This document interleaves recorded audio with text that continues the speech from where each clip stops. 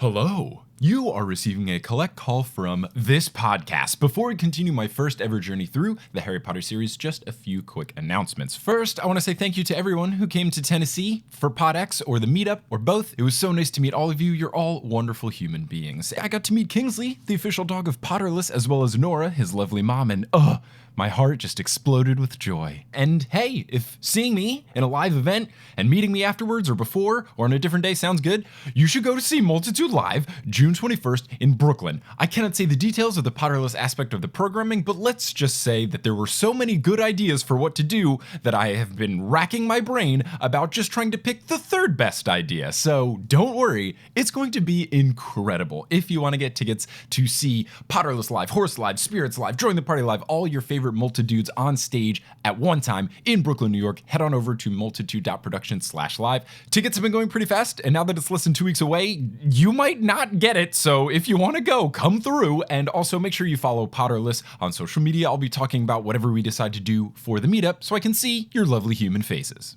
And speaking of lovely humans, we've new patrons to welcome to the team. So shout out to Wing Ki Choi, Hara Ura Chan, Hi Mom, Kylie Sue, Emma, Lisa Klutz Wayman, Cara Peer, Abby Sis, Nina Tihoen, Rio Maligaya, Tegan Reese, Ashley Archuleta, Heather Folster, Tisha Reed, Christine, Simone, Brandon Cunningham, and Braden Stanier. A pronunciation correction for Hannah Silbaugh. A shout out to Callahan Enderas and Christy, who upgraded to the producer level status. And similarly, a shout out to our newest producer level patrons, Lily Leader Williams, Wire Warrior 4976, Floor Sake, and Siri Scarsfjord. They joined the ranks of Leanne, Vicky, Aaron, Jesse, Natalie, Clow, Frank, Marchismo, Samantha, Juan, Kieran, Abid, Rosemarie, Jill, Maria Lisa, Romina, Camille, Russell, Dustin, Audra, Eleanor, Sydney, Billy, Rosanne, Nikita, Taylor, Ali, Amelia, Sean, Sarah, Ben, Rachel, Zachary, Orchid, Vivian, Takari, Haley, Moster, Pinky, Angelina, Rossmarie, Alex, Brian, Caitlin, Mosin, Grace, Raul, Ingen, Mari, Brianne, Alexandra, John, Jen, Noel, Tao, Emily, Robin, Will, Liz, Mariah, Brandon, Sarah, Claire, Teal, Rory, Gloria, Sarah, Patrick, Alicat, Hallie, Veronica, Kevin, Lotta, Noah, Tracy, Carlos, Pam, Colleen, Jennifer Friede, Ivor, Naomi, Tyler Summer, Heather, Vera, Carrie, Andrea, Ella, Anthony, David, Elisa, Lynn, Cameron, Justin, Christine, Jacob, Toothless, Maya, Mark, Polly, Surgeon, Brittany, Nita, Tumnus, Remney, Matt, Sarah, Nona, Zena, Emily, Colleen, Harlan, Wouter, Sheldarp, Noelia, Addie, Brian, Wushin, Jenny, Nikki, Cara, Dorcas, Courtney, Kine, Amanda, Sabrina, Alicia, Kafir, Lindy, Marta, Benjamin, Tajinder, Skymart, Sarah, Peter, Yash, Marta, Stephanie, Justine, Aaron, CJ, Eileen, Kate, Violet, Hannah, Kat, Lindsay, Elizabeth, Fielding, Stephanie, Keegan, Miranda, Gail, Mr. Folk, Heather, Adam, Jesus, Christina, Maya, Zachary, Kieran, Ariel, Heaven, and Can't I Potter? Who never try to walk through a subway turnstile without swiping their card, making them ram into the turnstile and looking like a big loser. If you want to be like one of these patrons and get access to bonus episodes, director's commentary, exclusive live streams, my notes, you can head on over to patreon.com/Potterless. But without further ado, let's get into episode 80 of Potterless, covering chapter 30 of Harry Potter and the Deathly Hallows, guest starring Multitude's own Brandon Grugle.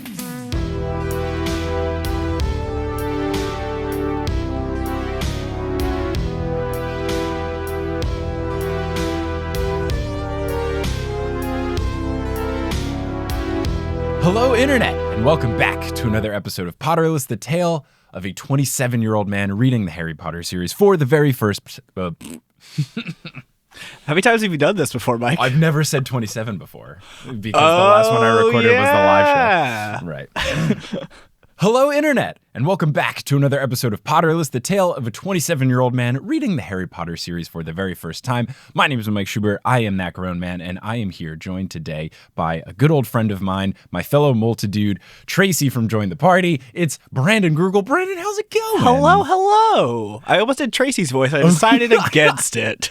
I wish I had the editing stuff. I would put it in, but alas, I do not. Beep boop. There, I did it for everyone. You did the voice. I'm never doing it again. Oh, man. Well, I'm very happy to have you on for this chapter, which is called The Sacking of Severus Snape, because as I was trying to find guests for the end of the book, chapter 33 is apparently when Snape has his redemption arc. So I messaged you saying like, hey, do you like Snape or not? I'm trying to find people that like him for chapter 33. And you said, fuck Snape with like 12 U's. So I was like, want to do chapter 30?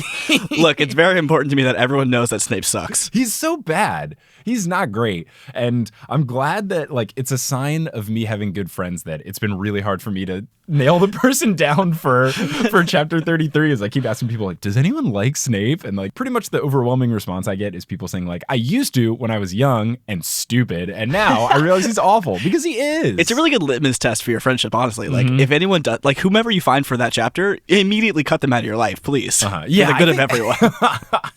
Oh man, we'll see whoever it gets. Come talk to me later, whomever that is, please. Well, we'll get there, but for now, we're going to cover chapter 30, the sacking of Severus Snape, which unfortunately doesn't live up to his title. I mean, I guess he like kind of, but like he does. I wanted some sort of scene where he like gets fired. Yeah, but there's no sacks, there's no firing. It's really truly a misnomer. McGonagall really does take over, even though it's not in name. She definitely takes over in action, and Gosh, this chapter really should have just been called like McGonagall is amazing. Yeah. Because that's the basic one-sentence summary of what we're about to discuss. Yeah, I'm so glad that you chose me for this chapter because I didn't know it, but at the time, when I reread it, these are my favorite chapters of like any fiction ever. It's the build-up, the tension right before the big explosion kind of thing, where the emotions are at their peak, everyone's personality really comes out, you know who you can trust, your loyalties are there. It's wonderful. I don't even care about the battle part later. I just want to be here, live for here forever. Now, the build-up is the best part. So let's get into it. Yeah. As we build up the build-up,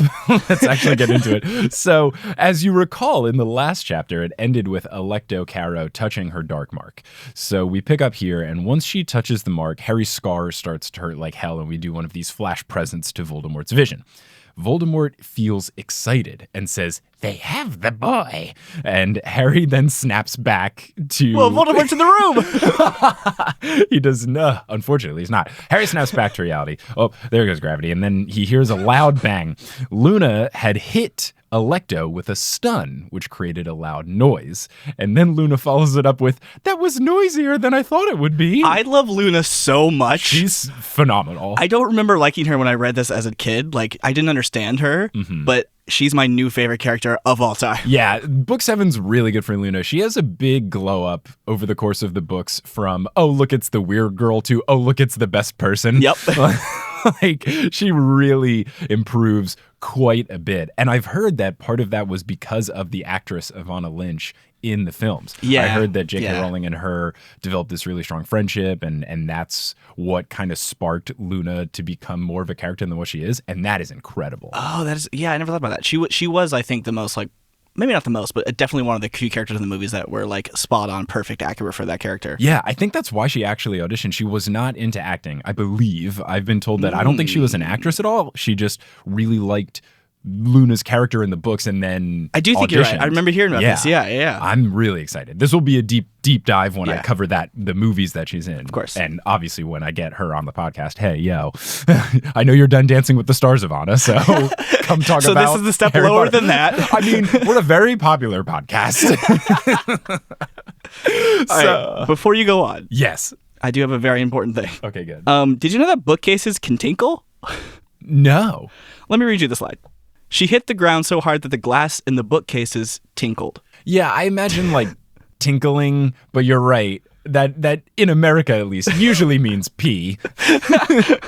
I'm also a 12-year-old child, but that's not what it means. Is it not even an alternate definition? So according to the website, The website. Tinkle can make or cause to make a light, clear ringing sound. Oh. So like the glass like rung out. Yeah, I imagine like the tinkling of glasses. Like, hold on, let's get some. Yeah, let's do it. Ooh. Beautiful. Look at that Foley work. This is trash. We have to move forward. That's the first ever Foley work on the episode of Potter. The one sound designer you've had on there, yeah. I now have to add sound design by Mike Schubert to the credits at the end. I love it. Okay, continue. Go. But yes, tinkling, very funny word. Haha, we are both 12. Harry covers them in the cloak as a bunch of now awoken Ravenclaws flood into the common room. Harry's scar starts to hurt again, and this time he makes the active choice to see what Voldemort is seeing, and this time I think it's very legitimate for him to know exactly where Voldemort is. It's very important to turn on Find Your Friends to know Voldemort's location. This is the right choice for him to do this. Harry's my mom and Voldemort is me in this instance. Turn off read receipts.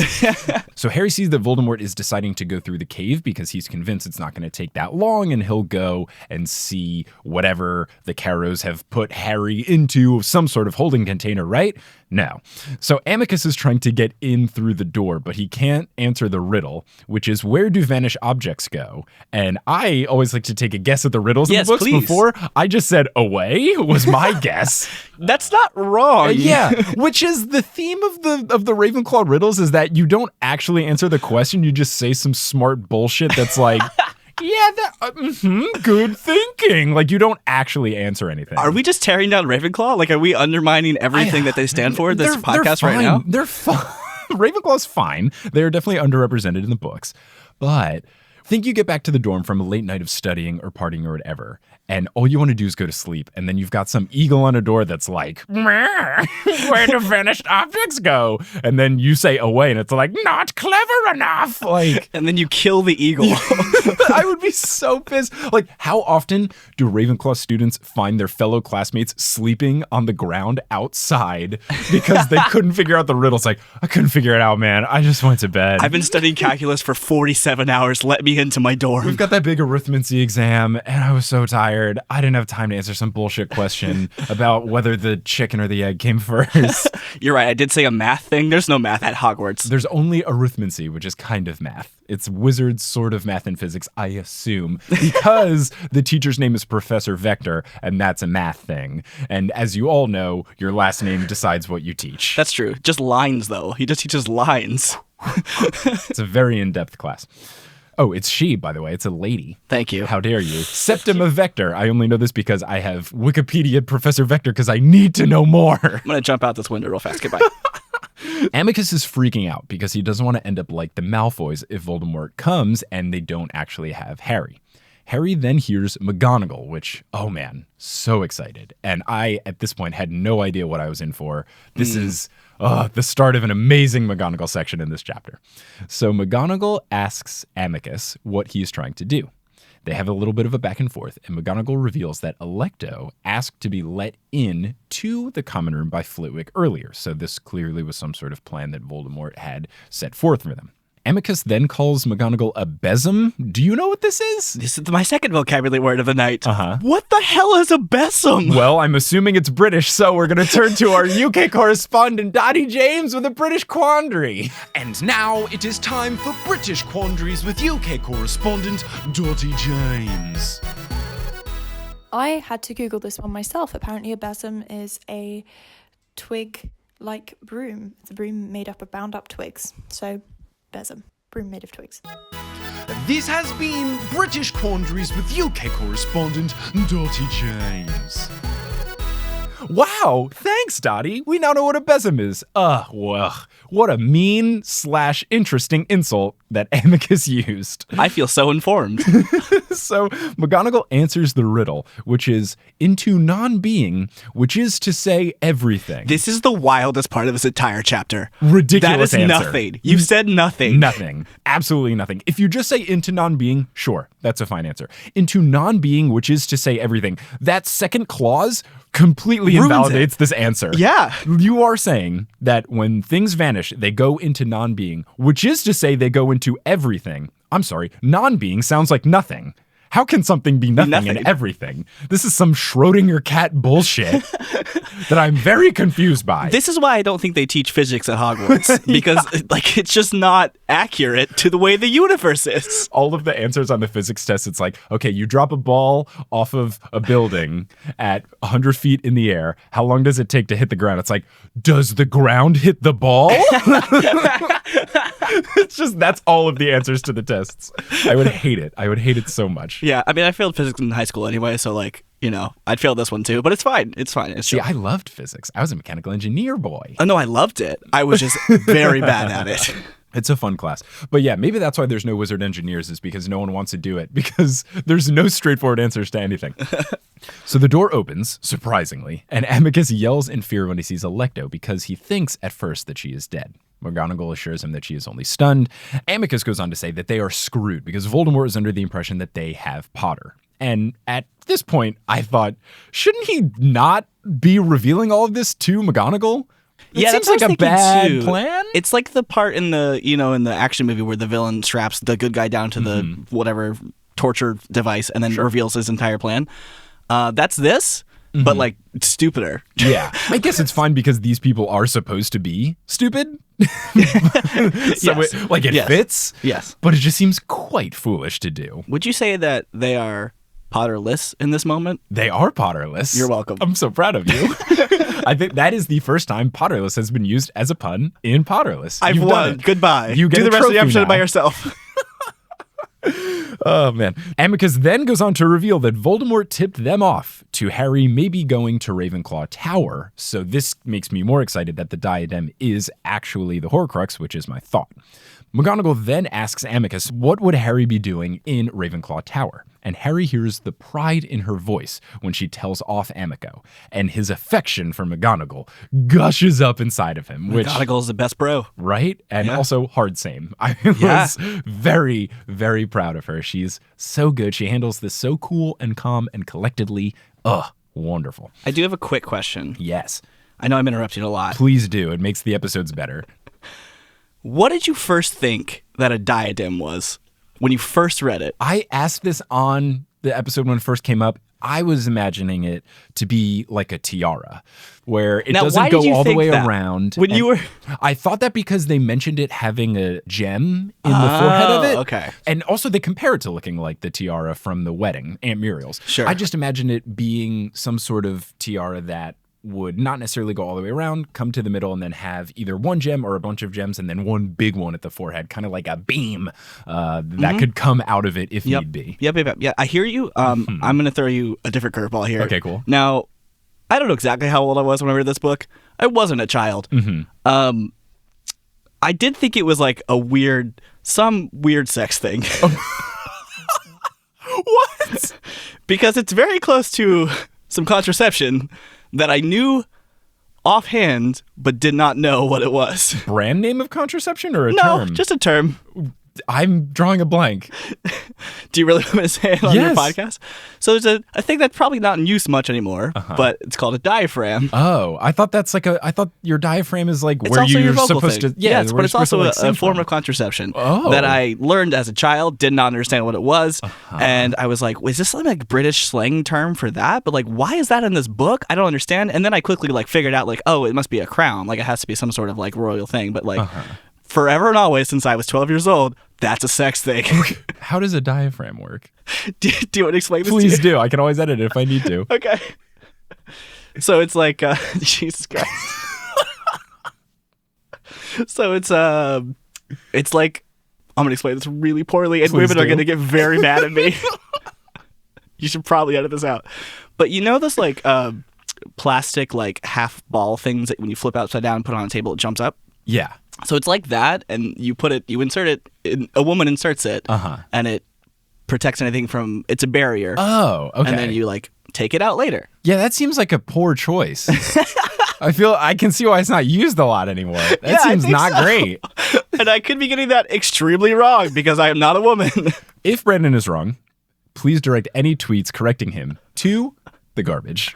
Brandon will look this up. Don't worry. He's got it. At the time you're hearing this, he's got it. Look, I didn't have a sex talk. Please don't have a sex talk with me on Twitter. I don't need it in my life. Look.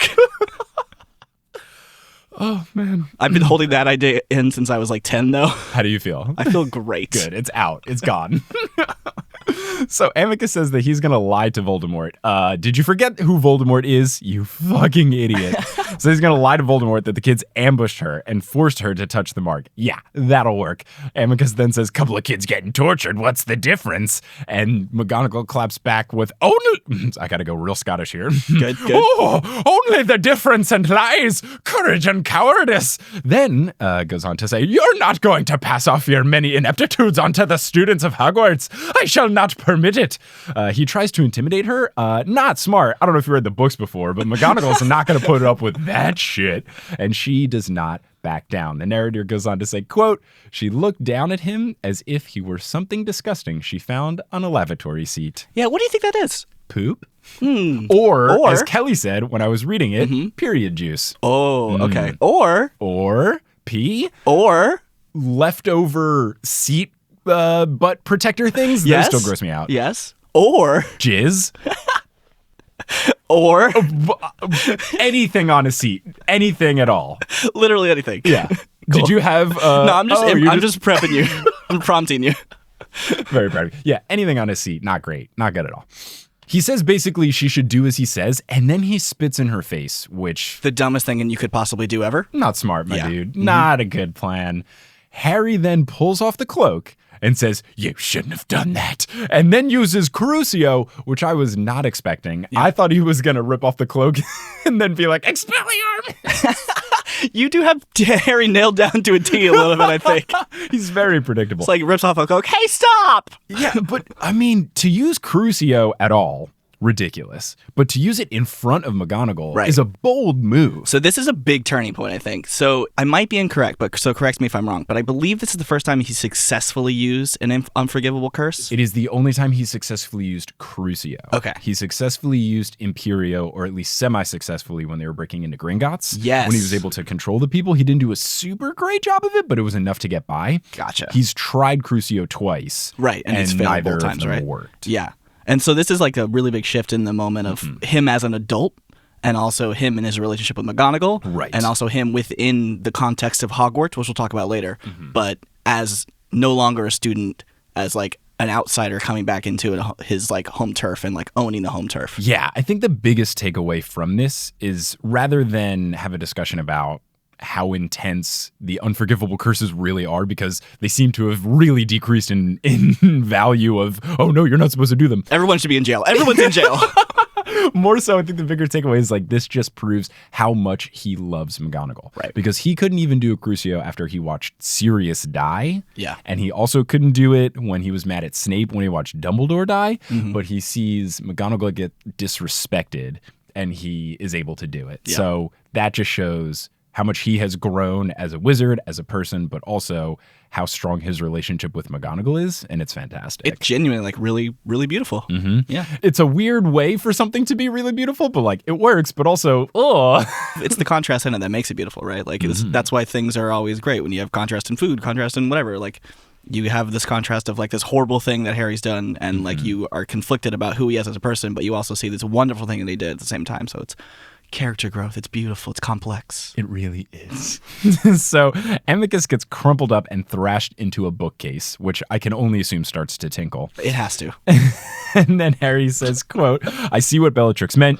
You need to really mean it." So, oh, no, I was going to make a joke.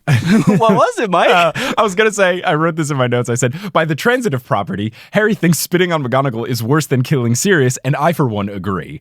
Whoa! Which is a stretch, but like, someone asked me this, I think it was either in a live stream or something. Someone asked me, like, which character do you think is the most overhyped? And I think it's Sirius. Like, Sirius is great.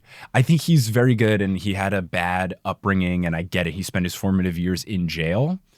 But I felt going into the series that I was supposed to, like, absolutely love this dude. And when he died, I just, like, didn't really feel anything. I was surprised because I didn't think it was going to happen that soon and that quickly. But I don't know, Sirius, like, he's good, but like, I don't understand. He's a good person. I don't understand all of the hype. Like, I feel like people like Sirius way more than they like Lupin, and people should like Lupin more. Lupin is one of the best characters in the series. He objectively does a lot better things. He is such a great teacher. He really molds Harry. Obviously, he has his bit of fault earlier in the 7th book when he wants to ditch his kid and his wife, but that's not really him. Yeah, it just shows that he's human. He's so much better. I don't understand why there's such a infatuation with a character who is great, but he's just like not as, he doesn't live up to his hype that I had before I started these books. Yeah, I think it's actually a function of, I wonder if it's a function of just J.K. Rowling being a more novice writer at the time when he was introduced. So like he's definitely a bit of a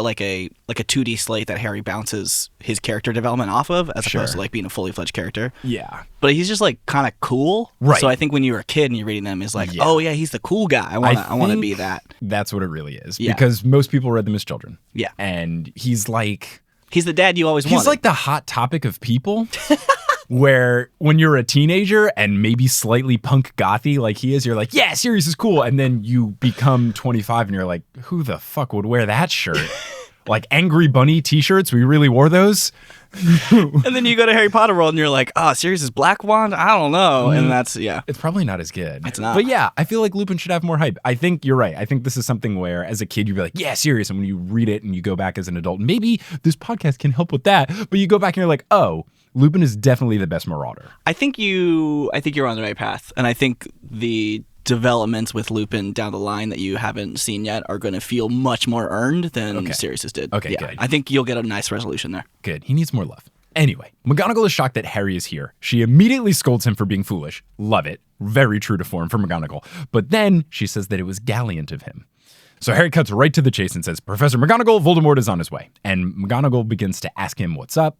Harry then gets a scar flash to Voldemort, seeing that the locket is gone and being absolutely enraged. So Harry snaps back to reality. Oh, there goes gravity. And Harry warns that Voldemort is close and tells McGonagall that he has to find something, and it's on Dumbledore's orders. At first, McGonagall has Dumbledore's orders, but then remembers who Dumbledore is and doesn't ask any further questions. She's like, wait a second. All right, yeah, that's very Albus. See, this is what I wonder. If she's at this moment, she's more actually just like trusting Harry or trusting Dumbledore in this moment. I don't know if she knows. I think she's trusting Dumbledore more than anything. Okay. Because why would you trust... I think by the end of the chapter, though, I think it really reveals how much of trust and faith she's putting in Harry. I definitely think that she trusts both of them, but I think if anything, she probably... I'm imagining the calculus in her brain, like when it goes to that gif of the person from A Beautiful Mind, like trying to figure everything out.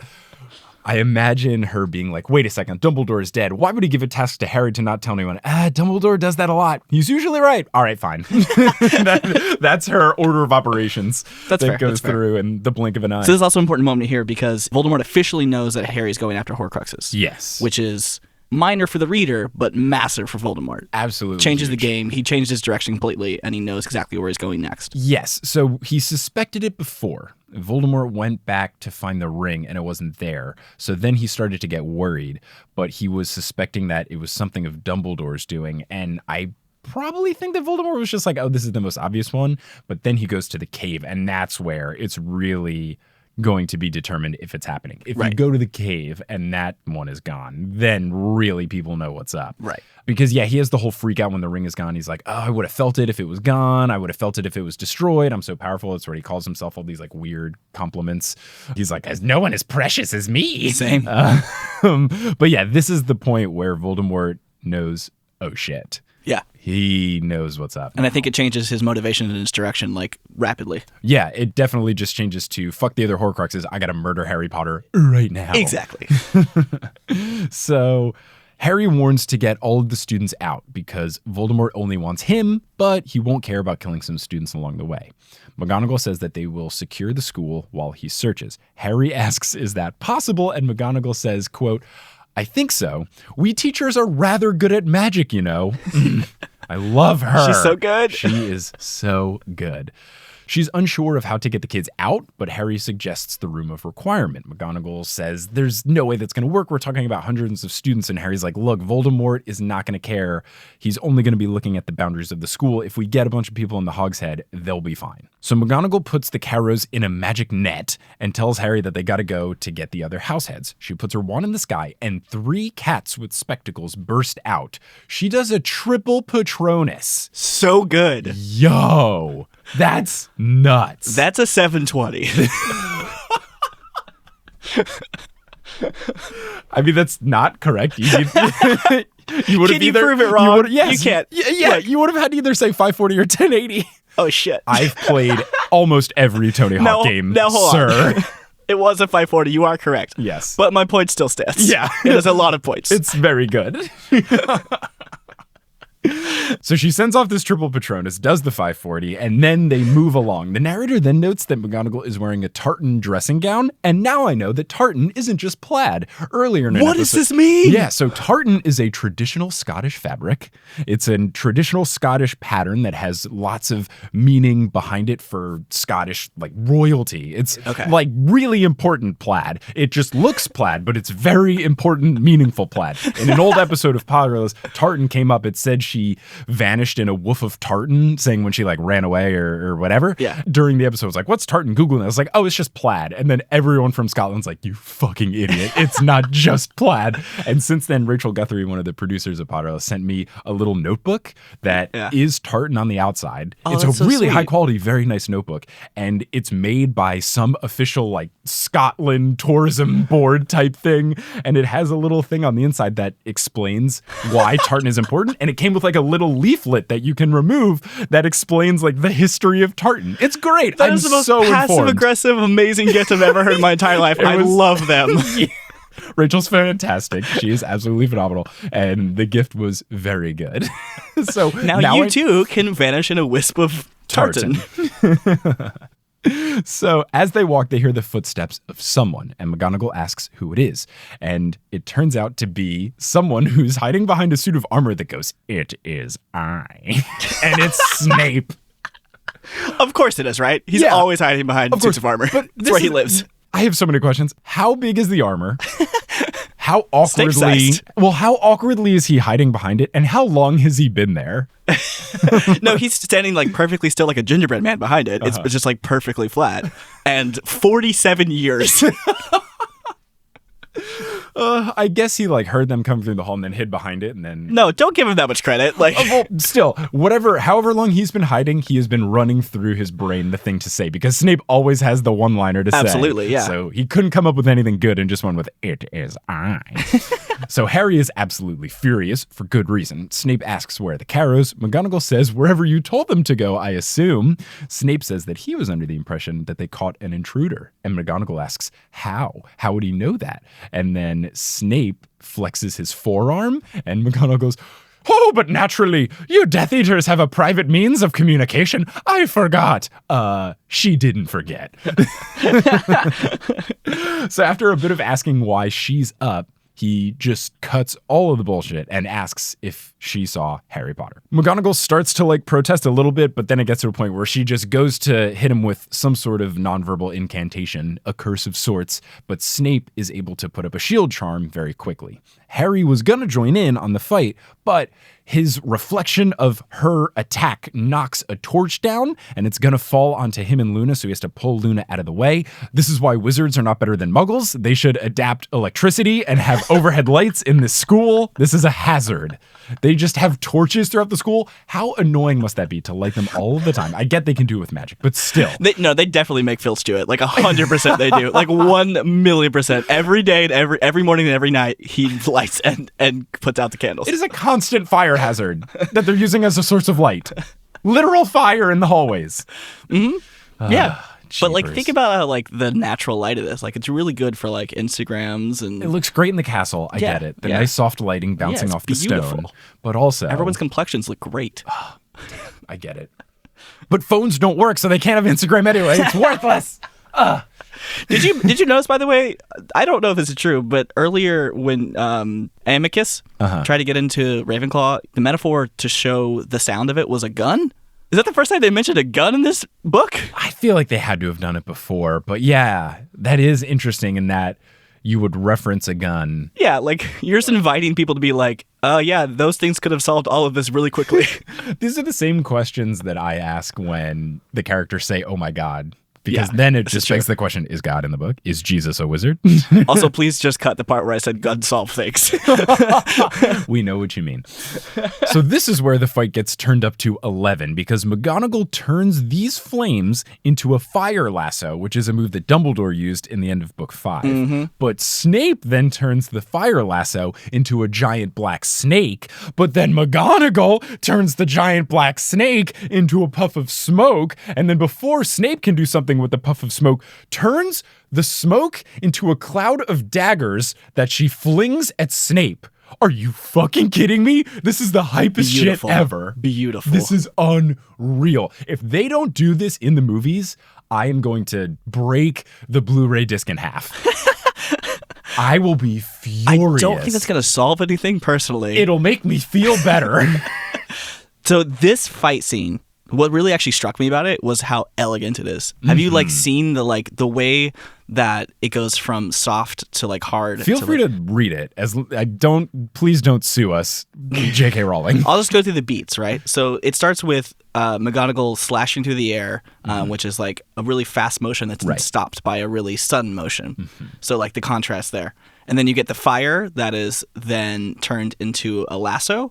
So it's like the control of this wild thing into a rope, which then turns into a snake. So like, again, another soft thing turning into a hard thing. And then that's blasted to smoke, which is like this beautiful elegance of returning from hard to soft again. And so you imagine a nice like poof, while it happens, like a dramatic all at once and kind so of thing. And then it flips back and forth, and then it turns into daggers, which are again a solid object, and then it ends with this giant cacophony of daggers going into this iron. Like the way this is written is gorgeous. It's very good. Like the imagery is beautiful. Oh, you can picture it right in your brain. And this is why I always say my favorite part of the entire book series, I still don't think it's been topped by anything. The fight between Dumbledore and Voldemort. Oh my goodness. It's stunning. Yeah. It's absolutely incredible. And the movie didn't do it any justice at all. Right. And J.K. Rowling really does well at writing fight scenes. Yeah. And they're beautiful. Not like, it's not like they're super heavy, full of action and like everyone's dying. It's like, it's just these like small twists of words that are really elegant and beautiful, and it's wonderful. Yeah. And it's just picking things that are so nice and picturesque. Another example of the movie falling short and J.K. Rowling killing it in the fourth book when they do the Expelliarmus Avada Kedavra thing that meets and they get floated off of the ground and they're spinning in the air. Yeah. Oh my goodness. Yeah. She's very good at fight scenes. I'm hyped for the Harry versus Voldemort duel, which I can only assume is going to happen. Spoiler, it's terrible. I'm just kidding. So, as you mentioned, yes, the daggers then all get flung at Snape. He has to hide behind the suit of armor. It all goes into the breastplate of the armor. And then Flitwick and Sprout come in, which, time to get fucked, Snape. But then the narrator goes on to say, quote, the enormous Professor Slughorn is panting in the rear. Yeah, not great. I don't remember him being enormous. He's always been large. I guess I was confusing him with the movie actor who is not necessarily in shape, but he's not large by any means. Yeah, but I do want to point out that he is wearing emerald green silk pajamas, which is like everything I want to like achieve in life. Yeah. To the point where people just accept me wearing these pajamas as natural. That's everything I want to be. It's very good. And I like that everyone's pajamas match their personality or whatever they stand for. Yeah. My first thought that this was like, oh, of course he's wearing green pajamas. The Slytherin head of house. Sure, yeah, whatever. But then I thought of myself when I play basketball, pretty much everything I own is silk pajamas. I wish. Everything I own is either intentionally blue and orange because it is the New York Knicks' colors, or it's blue and orange because I have acquired blue and orange things to play basketball in. Chicken so and it the egg makes situation. sense. Yeah, it's just like, yes, a lot of things are Knicks colors, but like blue and orange is a good color scheme. It's my favorite team. I'm going to wear it. It works. Yeah. It makes sense. They're opposites on the color wheel. They go well together. And that's one of the things where you could make fun of, oh, Slughorn, do you own anything that's not green? But like, if you go to somewhere, whether it's a school, a dorm, a residential college, a frat, a sports team that has good colors, like flaunt it, let it go. And I'm very fortunate that I went to Rice University because I remember when you're a fellow Texas boy. I'm aware you went to Rice. Well, the main thing is when I went to the dumb school. It's chill. UT, right? Yeah. Okay. That's fine. Very good school. It's no Rice. But here's the thing to make fun of your school. When I was applying, the main schools that I was looking at were University of Texas, Texas A&M, Rice, and Georgia Tech were like the big four that I was deciding between. Georgia Tech is navy blue and gold, fine color scheme. Rice is navy blue and gray, great color scheme. Texas A&M is maroon and white. It's maroon and cream. Oh, that's even worse. Yep, it is. My brother went there. Texas A&M is maroon and cream, and University of Texas is burnt orange and white. Yep.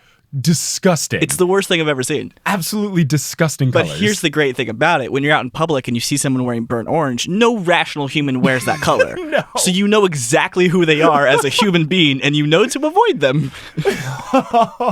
It's so bad. And I just remember I applied to Rice, and I applied early decision, which would lock me in. I really wanted to go. And I remember thinking, oh man, I really hope I go to Rice. I don't want to wear maroon or burnt orange for the rest of my life.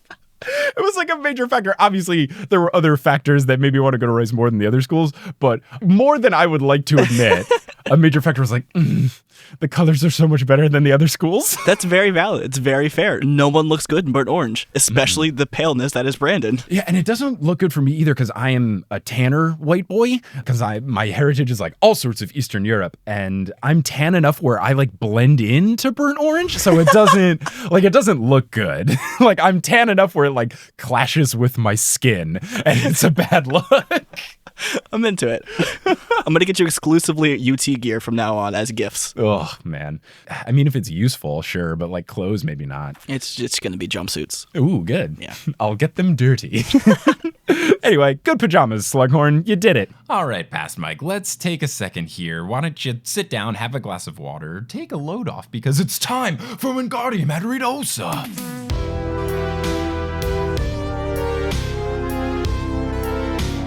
Today's episode of Potterless is brought to you by Boosted Boards. Let's say hypothetically that you are the head of Slytherin House, and you are helping your fellow heads of house chase after your headmaster, who may or may not be evil, and you're trying to keep up with them, but one, you can't use magic inside the hallways of Hogwarts, and two, you can't really run there because, you're a little bit bigger and you just can't keep up with Snape. He's just so shifty. What are you going to do to get there quickly and effectively? You're going to use a Boosted Board. Boosted has vehicle-grade electric skateboards and scooters, which are the modern solution to your transportation woes, such as chasing after Snape. They have a 22-mile range, top speeds of 24 miles an hour, making it perfect for both running to Hogsmeade or chasing after Snape.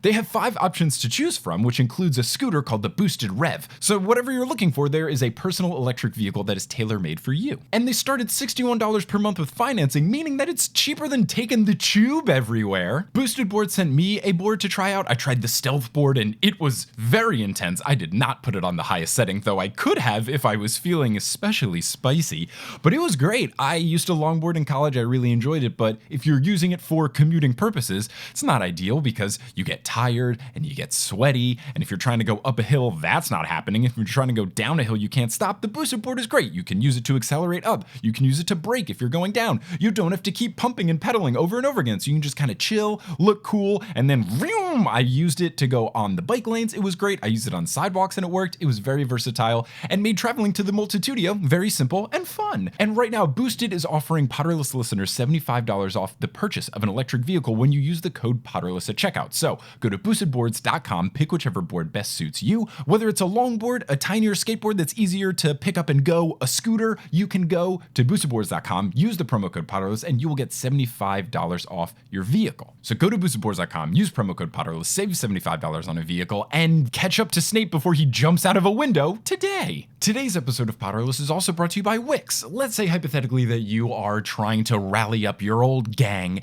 and some new recruits in an effort to take down a big old group of racists. Well, you gotta get your name out there, and what better way to do that than with a stunning website, and what better way to make a stunning website than with Wix? Wix makes creating a website for whatever your need is incredibly simple and intuitive. They have over 400 templates to choose from, varying from things that look good as a portfolio site, or a photography site, or a recruitment for Dumbledore's army. Whatever you need, Wix can help you get it done. The Potterless website is made with Wix, the horse website is made with Wix, my personal portfolio site is made with Wix. It's so easy to use and everything looks really pretty, and you don't need to exactly know what you're doing. They help you every step along the way. And what I loved about Wix is that there's no free trial that is limited to a certain amount of days. So you can have a free account, make your site as pretty as you want it to be, and then when you want to get features such as a custom domain name that you can get through Wix, or adding a business email address, you can then upgrade to a Wix premium account. And if you want to save on that upgrade, you can go to potterlesspodcast.com/Wix, click the link, and you will get 10% off a Wix premium subscription. Again, that's potterlesspodcast.com/Wix,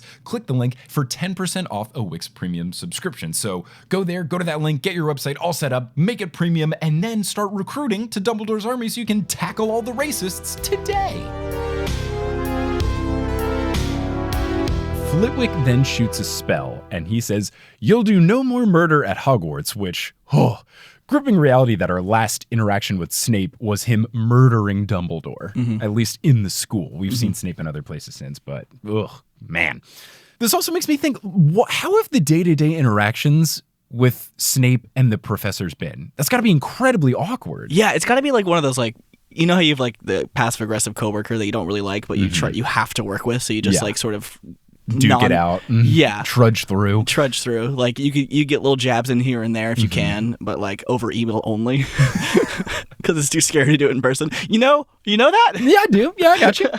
No, I think it's just the ultimate situation of the teachers sticking around, and I'm pretty sure they even mentioned this in the books, is the teachers are sticking around for the benefit of the students because they know that bad things are going on and that Snape, or at least they think Snape isn't great and that the Death Eaters are involved, and it's them doubling down being like, we really don't like this guy, which is further incentive for us to stay. Yeah. They have to. Man, but it makes me think like the teacher's lounge at Hogwarts has to be super awkward. So much tension. Super awkward. Snape's just microwaving his burrito. No, Snape would be microwaving fish, let's be honest. He would microwave fish and popcorn together. Burnt popcorn and overdone fish. Love it. Gross. Ugh.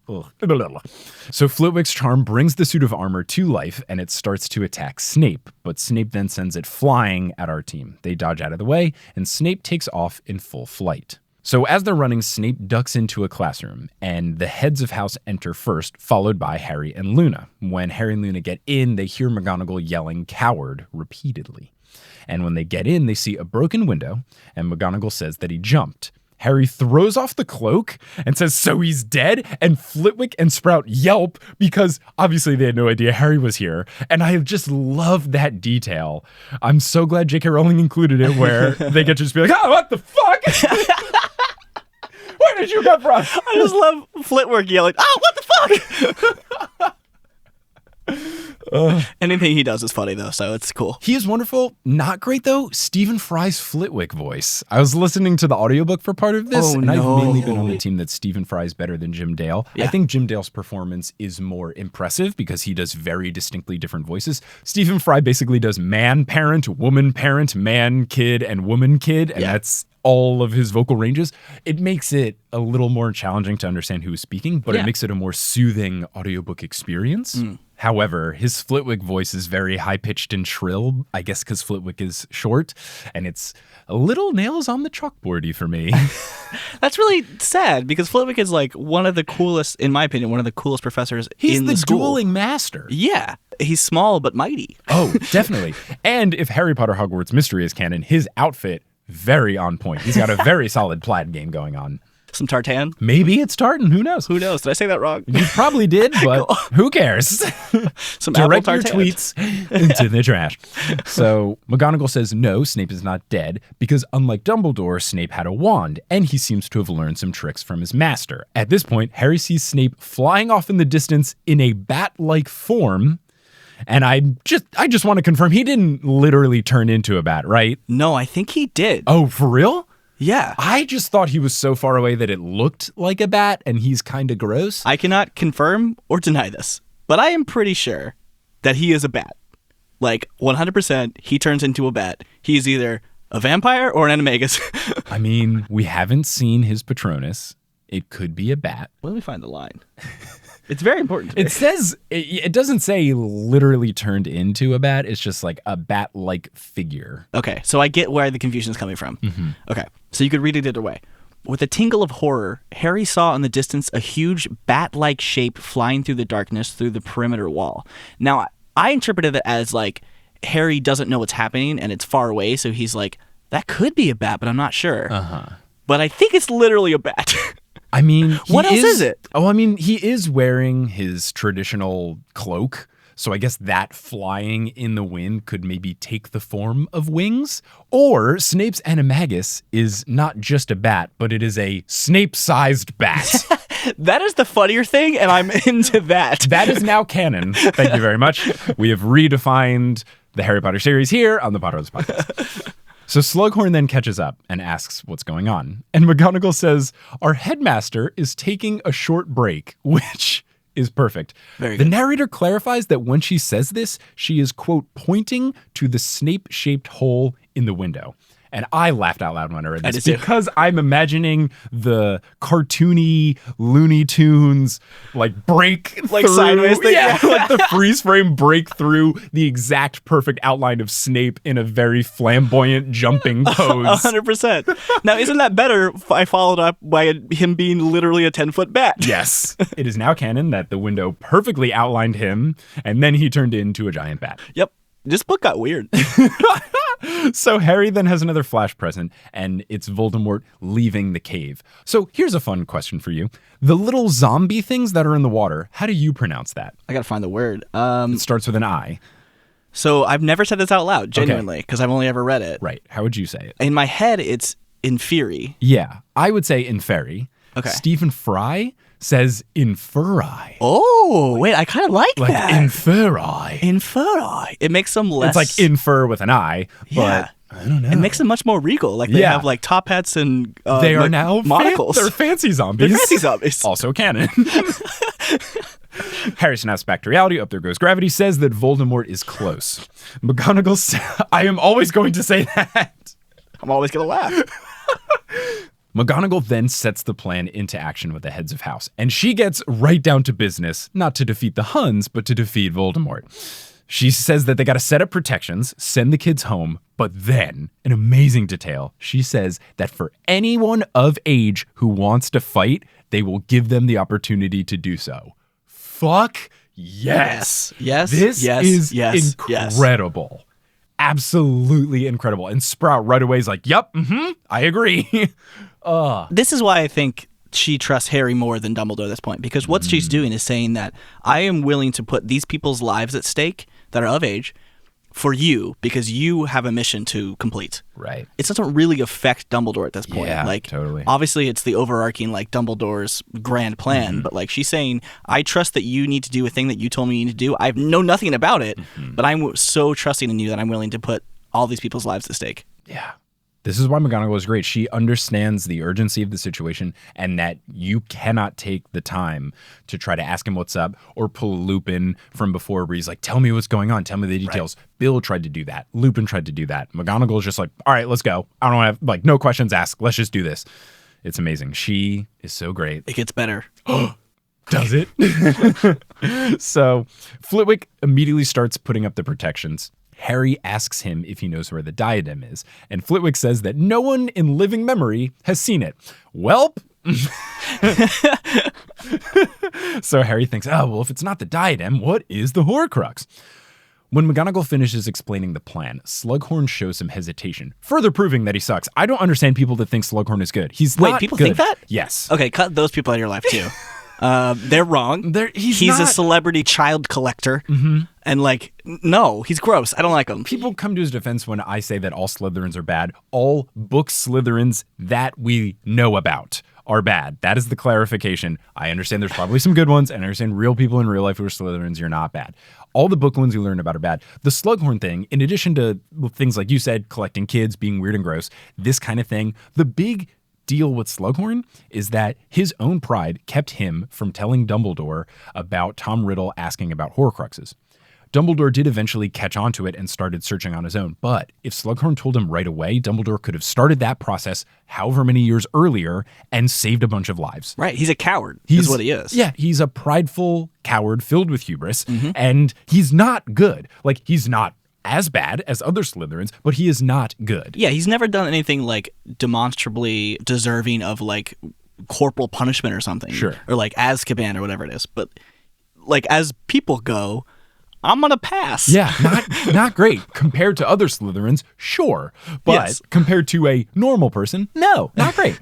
So this is just further proof that he is not a good dude. McGonagall tells him off, saying that he and the Slytherins can flee if they want, but if they start to help Voldemort and his cause, she and everyone else will kill them, which is brutal, but I mean, you gotta do what you gotta do. I think they're saying, like, if you join them, they fight to kill. Like, I don't think it's a threat exactly. It's not, it's not we're going to kill you, but it's saying, like, we're not going to pull punches on you just because you are students/teachers at Hogwarts.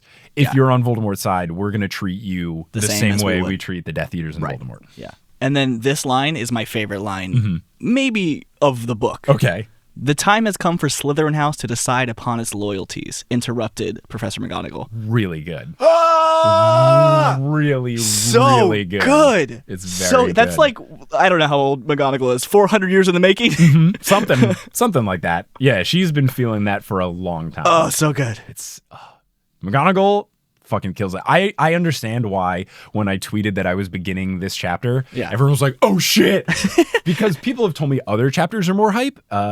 Just other people are like, oh, this chapter is really intense, this chapter, blah, blah. And 30 didn't really come up a lot.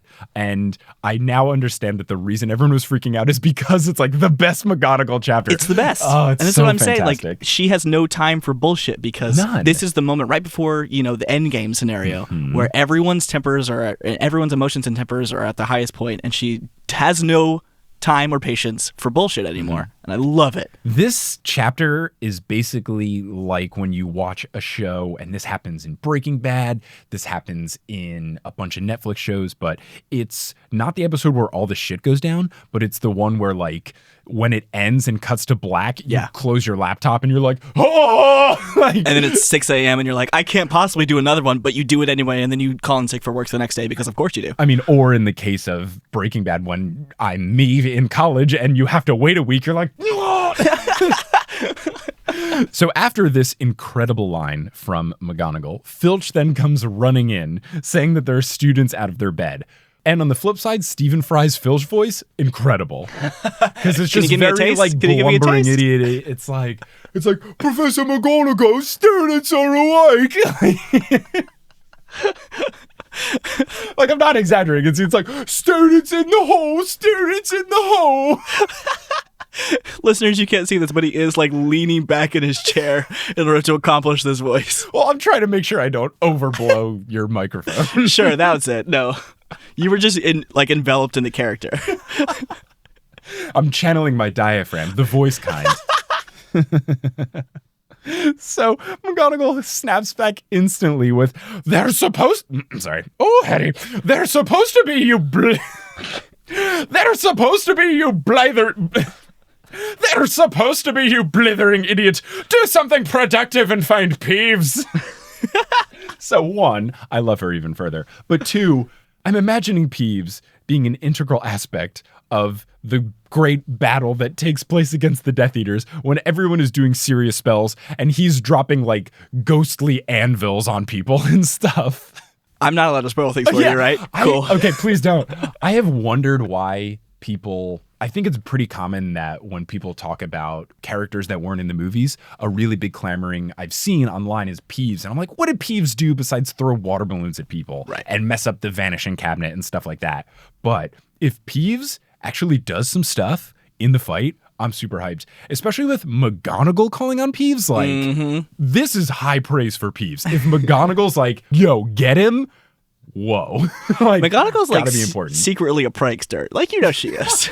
Like, she does some stuff. She does like really minor ones. This reminds me of the San Antonio Spurs, a wonderful basketball team. I'm from Texas. I know the Spurs. I know. Listeners might not. Listen to Horse, please. It's a very good podcast. It's very good. Jeffrey Crater said it's the best basketball podcast out there. He did. He said it's one of the only two good sports podcasts. Yeah. He said there are two good sports podcasts, ESPN's 30 for 30 and Horse. That is ridiculous. He was next to me on a panel. I will attest to this. He actually said that. Ridiculous. Hey, how's it going? It's Editing Mike. If you haven't listened to Horse, my other podcast, the one that's about basketball but not really, we just talk about player drama, Twitter beefs, uniforms, the fun stuff.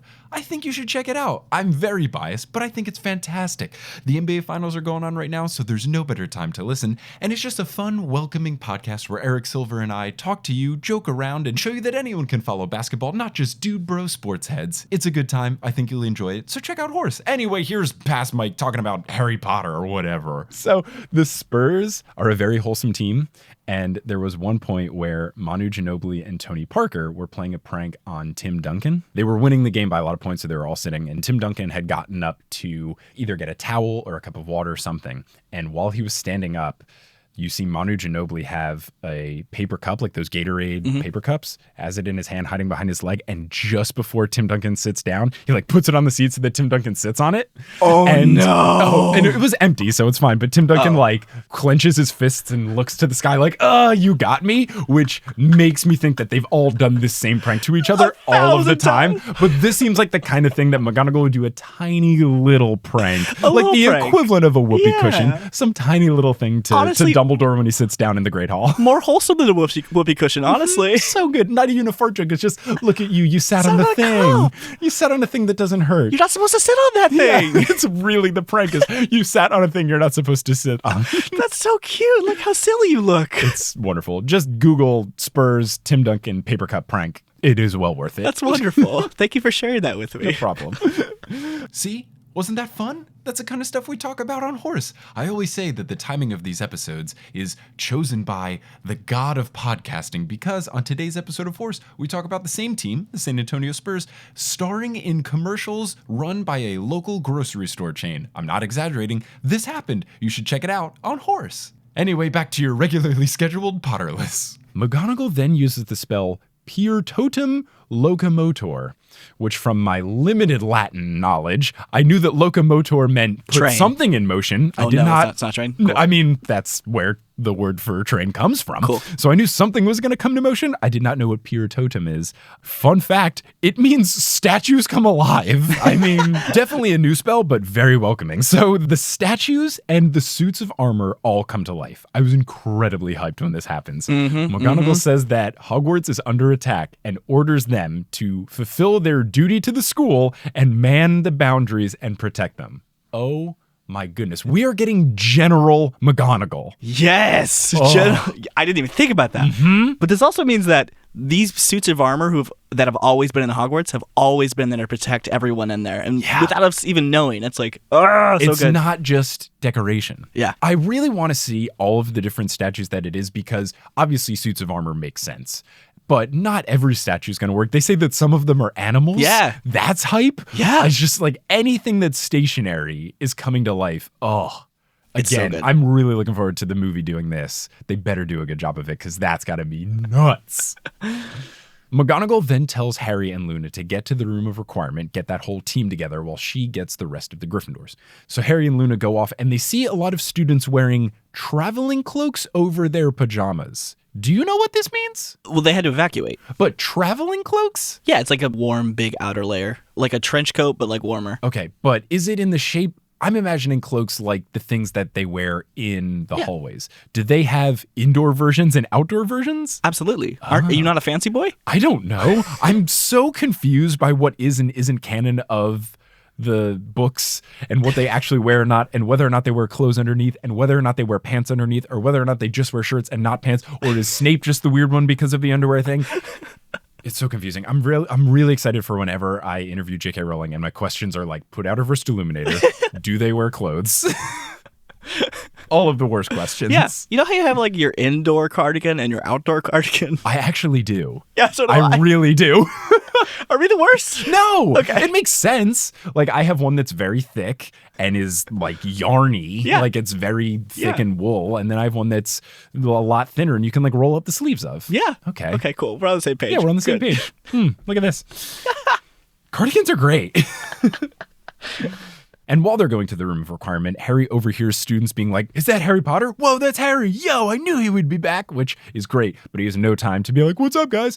So he gets to the room of requirement, and the room has gotten even bigger because it has new additions. It has Kingsley Shacklebolt, Remus Lupin, Oliver Wood, Angelina Johnson, Katie Bell, Alicia Spinette, Bill Weasley, Fleur Delacour, Molly Weasley, Arthur Weasley, and I really thought we were going to get Mad-Eye Moody because I'm not convinced he's dead yet. Oh, I'm sorry. It's not looking good for my theory that he's alive. No.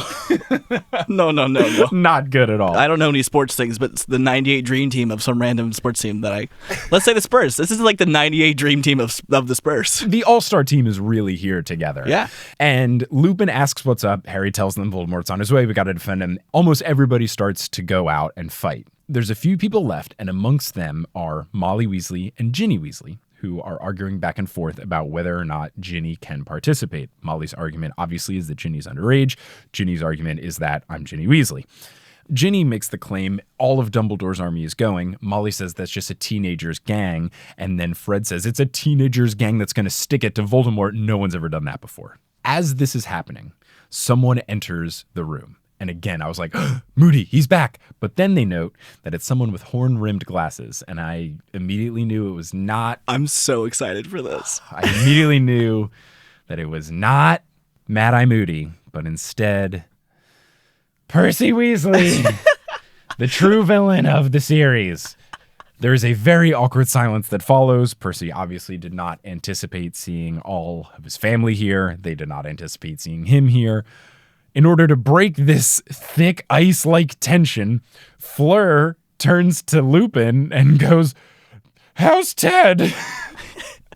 I mean, same. I mean, what are you going to do?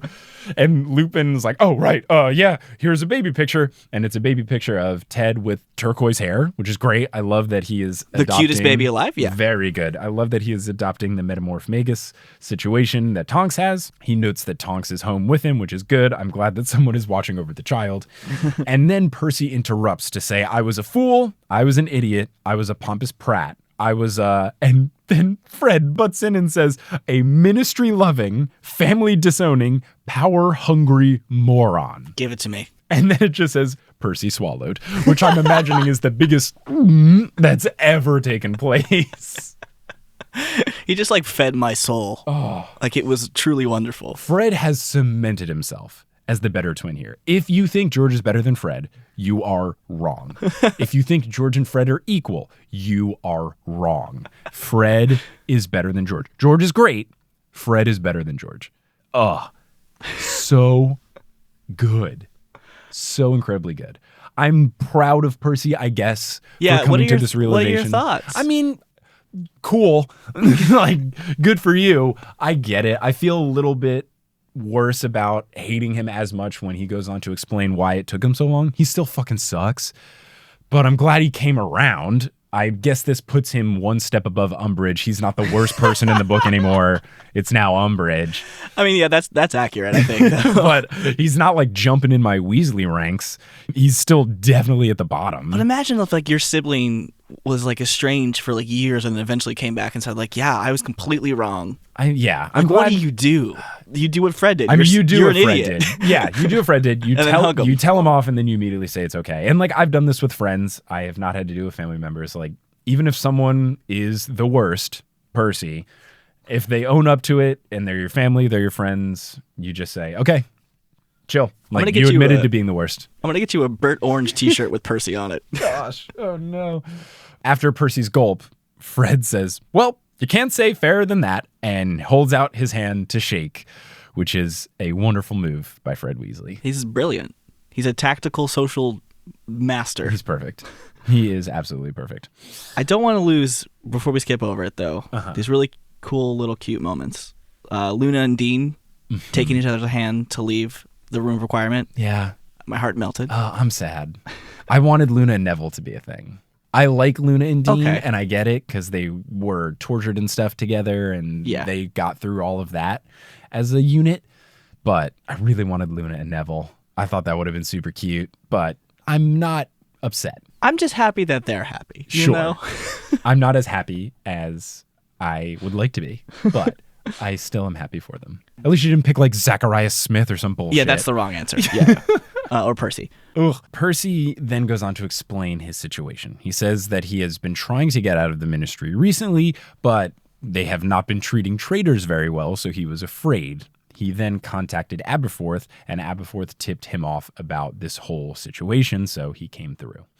George then says, "Well, we look to our prefects in times of need such as this," and the narrator says, quote, "said George in a good Percy impression in his most pompous manner," which, love it, absolutely love it. George is good. George gets just some points not there? as good as Fred.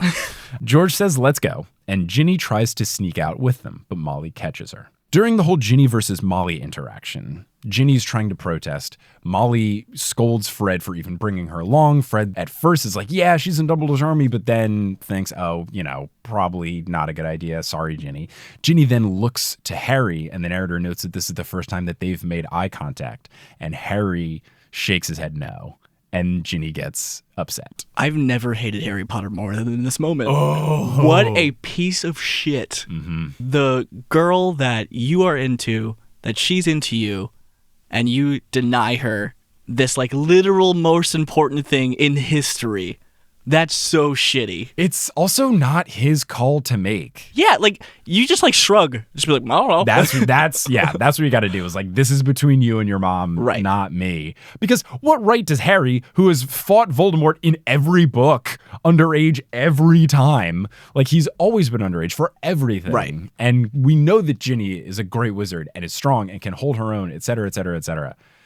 Where does he come off being like, no? Yeah, he thinks he's like, what were you gonna say? I mean, I don't know that he's being pompous or high and mighty or whatever. He's probably just being like, it's not worth it. So I don't want to be too harsh on Harry. See, I don't know what that is. I don't know if it's like, if I'm worried about your safety, so no. Or if it's like, I am the ruler of this fight, so no. The way I interpreted it and what I hope it is Harry saying to her, just give it up. Molly's not going to let you do it. That's what I'm hoping. That is a generous interpretation. Yeah, but it is generous. Well, in a good way, because then down the line, he can just sneak her out or whatever it is. Right. I would have gone with shrug, but that's just I would have gone with like, oh, look at that. Have you ever seen that before up in the corner?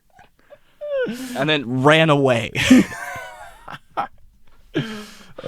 So when George says, let's go, and they all try to leave, Ginny tries to sneak out with them. Molly catches her. Lupin suggests that Ginny stay in the room, that she doesn't have to go all the way home, so that she's still in the scene and will know what's going on, but won't be in the fight. Which I thought, yeah, sure. She's definitely going to stay in the room of requirement, Lupin. Right. And Molly agrees with this plan.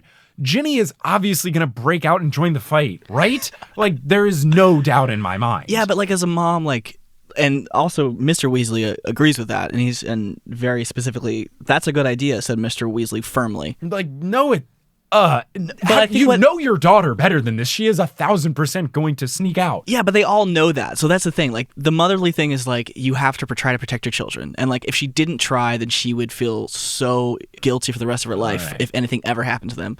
And then Mr. Weasley and Lupin are saying like, yes, let's appease your mother because there's no way she could live with herself if anything else happened. But we know that you're a full-fledged adult and like a powerful wizard witch in your own right. So we know you're going to sneak out. So this is the compromise that we can have here in this moment. Yeah. Also, what's underage? Is it 17? Under? 17 is the age. So she's is 16? 1 year. Exactly. And there's no way she's exactly 16 either, right? She's 16 and change. Let's round up. Yeah. Like, let's just let her fight. Come on. Also, she's one of the best witches. We need her out there. Yeah. More so than Seamus Finnegan. Can't even do Wingardium Leviosa. What is he going to do? This is like the literal most important battle of history. You're going to make her sit this out? Put her in, coach. She's ready to play today. Ginny begrudgingly agrees. And, of course, she's going to get out of there. But Harry then asks where the squad is. And Ginny says that she heard them saying something about a bathroom as Harry left, which has to be the Chamber of Secrets, which was my prediction. I'm very excited to see it come through.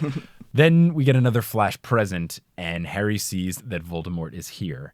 And the way this chapter ends is with Voldemort looking upon the grounds of Hogwarts. The narrator says, quote, "He was filled with that cold, cruel sense of purpose that preceded murder." And that is the end of the chapter. Very good. And that is the end of this episode of Potterless. Extremely good. So freaking good. The chapter is almost as good as this episode of Potterless. Ooh, very good episode of Potterless. Oh my gosh, what a way to end it. It is so hard. It gets increasingly harder to not continue these chapters. But I got to stick to the format of the show. But oh man, Brandon, how you feeling about chapter 30, McGonagall's Revenge?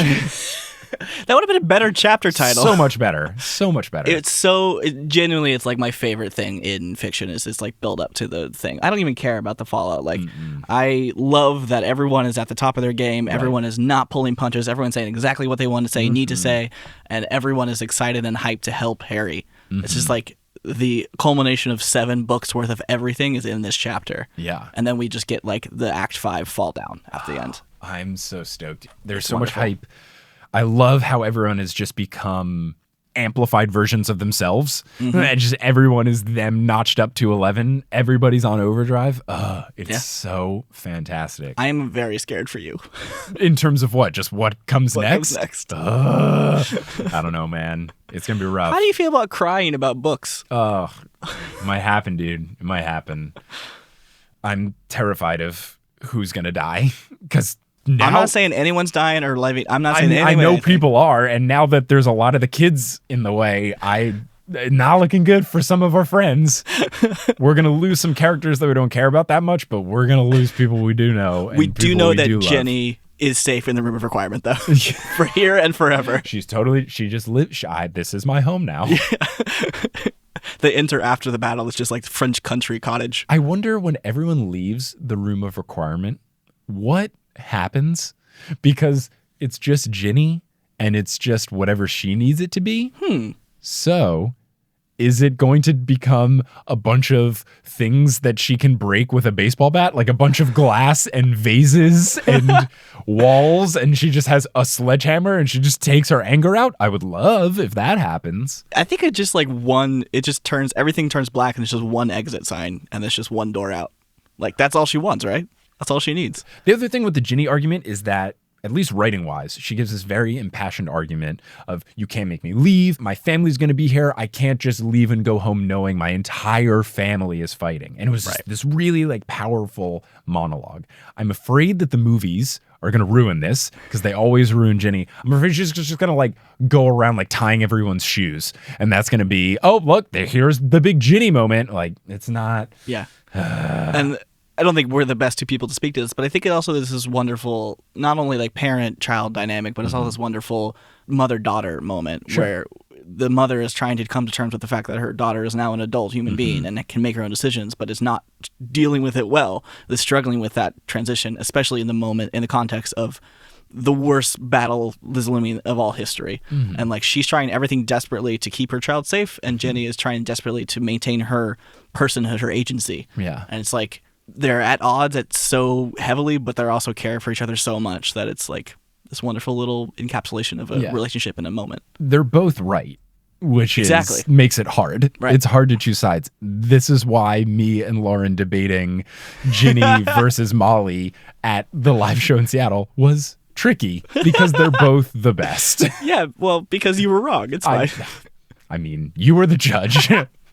We don't know how qualified you were. But no, Molly's very good. That's fair. They're both very, very good. Well, speaking of very, very good, Brandon, you are very, very good. Hey, thank you so much for being on this Thank episode of Potterless. You want to talk to the friends about Join the Party, which at the time of recording, I will be on the next episode of? Yeah, you will. Yeah. Mike is very good on the show, so if you don't care about me or Eric or Amanda, Mike's on it. For one episode. And I was on the live show, so I've been on 2. I've been on 3 because I was the book that one time. That's true. You are lighting the book. Yeah. If you like storytelling in a collaborative sense with like rich fiction and fun jokes and sound design and music and stuff like that, then you might like Join the Party. It's very good. Brandon does an amazing job as Tracy, the lovable Warforged robot, and not a robot. Okay, Janet from The Good Place. But Brandon also edits it to chef's kiss perfection. The sound editing is incredible. It's basically like an audio drama and a real play podcast had a mixed race love child, and it's Join the Party, and it's really good. And the sound editing is you feel like you're there. It's great. Thank you. It's some good stuff. So I recommend everyone go listen to it. Not just the episodes I'm in, even though those are objectively the best. You'll be very confused about every element of storytelling, but you'll really like Mike's jokes. I'm really funny. But yeah, you can check that out anywhere just by searching Join the Party or Multitude anywhere. It's all there too. But Brandon, thank you so much for joining. Listeners, thank you so much for listening. And until next time, as they say in the wizarding world of Harry Potter, before slapping Percy in the face for being a big old prat, wizard on! That was good. Do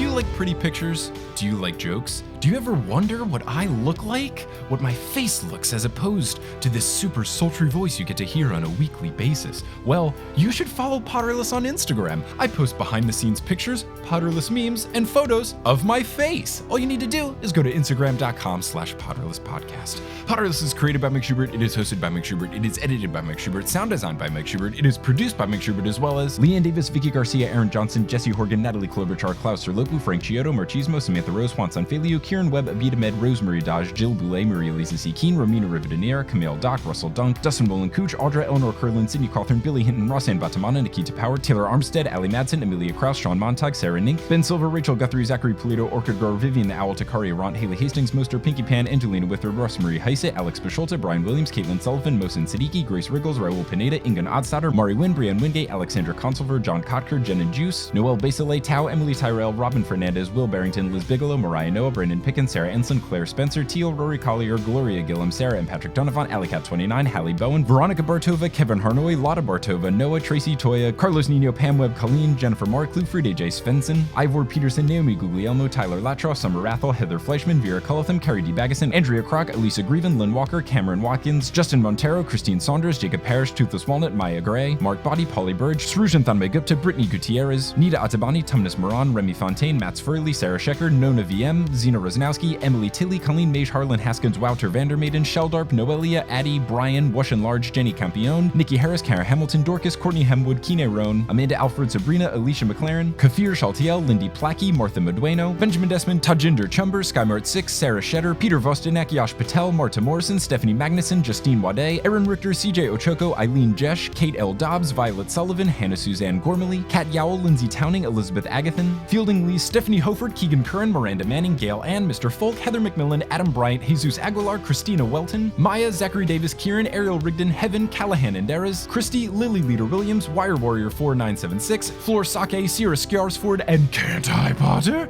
Web design by Kelly Beckman, and the music is by Bettina Campamanes. If you want to find Potterless on social media, you can do so at facebook.com/Potterless, twitter.com/PotterlessPod, instagram.com/PotterlessPodcast, or reddit.com/r/Potterless. For any and all information about the show, you can head on over to PotterlessPodcast.com, and for bonus content, you can go to patreon.com/Potterless. Thank you so much for listening, and until next time, as they say in the wizarding world of Harry Potter, the wizard on!